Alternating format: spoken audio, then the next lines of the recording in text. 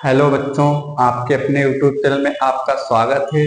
आज हम बात करेंगे क्लास 10th के चैप्टर 1 के प्रश्नावली 1.1 के क्वेश्चन नंबर 6 की बात करेंगे। तो प्रश्नावली 1.1 के क्वेश्चन नंबर 6 बेटा क्या है, थोड़ा यहाँ पढ़ते हैं। क्या व्याख्या कीजिए कि 7 गुणा 11 गुणा 13 प्लस 13 और 7 गुणा 6 गुणा 5 गुणा 4 गुणा 3 गुणा 2 गुणा 1 प्लस 5 भाज्य संख्याएं क्यों हैं।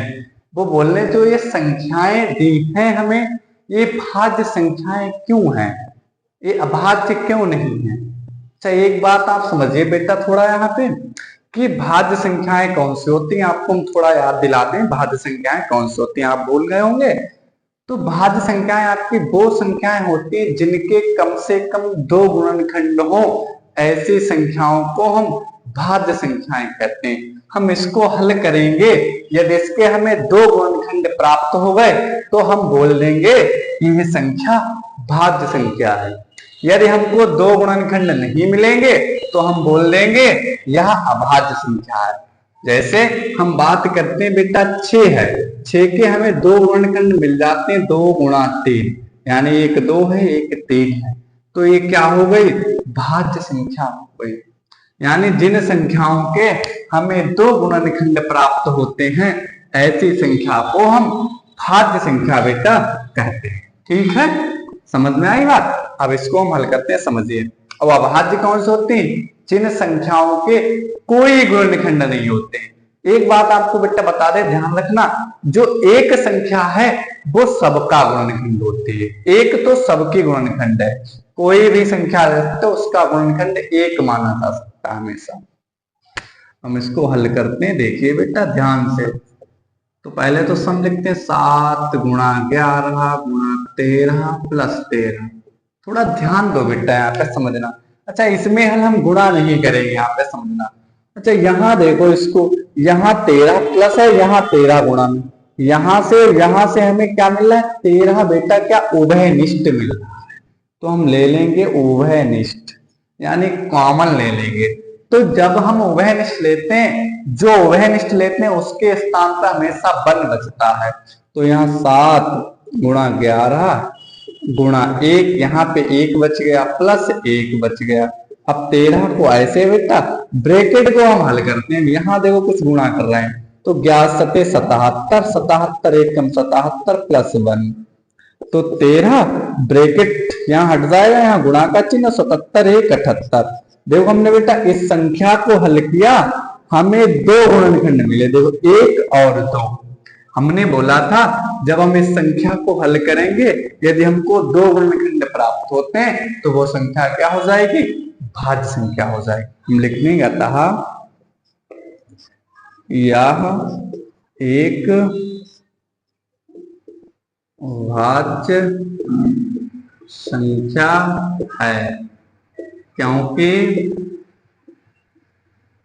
दी गई संख्या के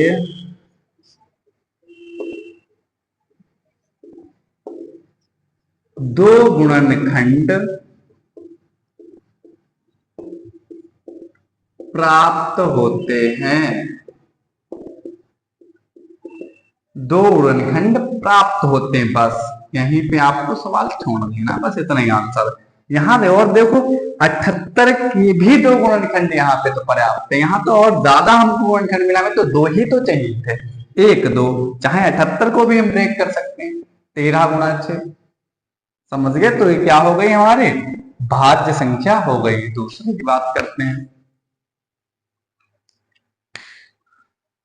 क्या है बेटा सवाल, देखो क्या है, 7 गुणा 6 गुणा 5 गुणा 4 गुणा 3 गुणा 2 गुणा 1 प्लस 5, यही तो है। यहाँ देखो जो एक जैसा होगा हम उसको कॉमन ले लेंगे, ध्यान रखना। जो प्लस के बाद लिखा वो हम कॉमन लेंगे, याद रखना है इसे हम कि 5 कॉमन लेंगे। 7 गुणा 6 गुणा 1 गुणा 4 गुणा 3 गुणा 2 गुणा 1 प्लस 1 5।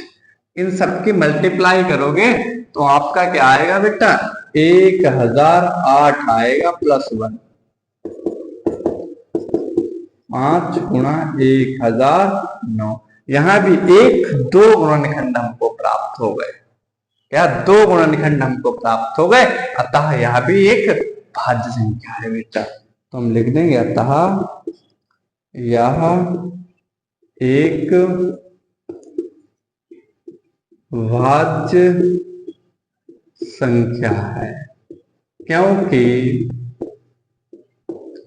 दी गई संख्या के दो गुणनखंड प्राप्त होते हैं। यही आपका आंसर है बेटा। यहीं पे आपका ये सवाल होता है समाप्त बेटा। हम दूसरे सम की बात करेंगे दूसरे वीडियो में।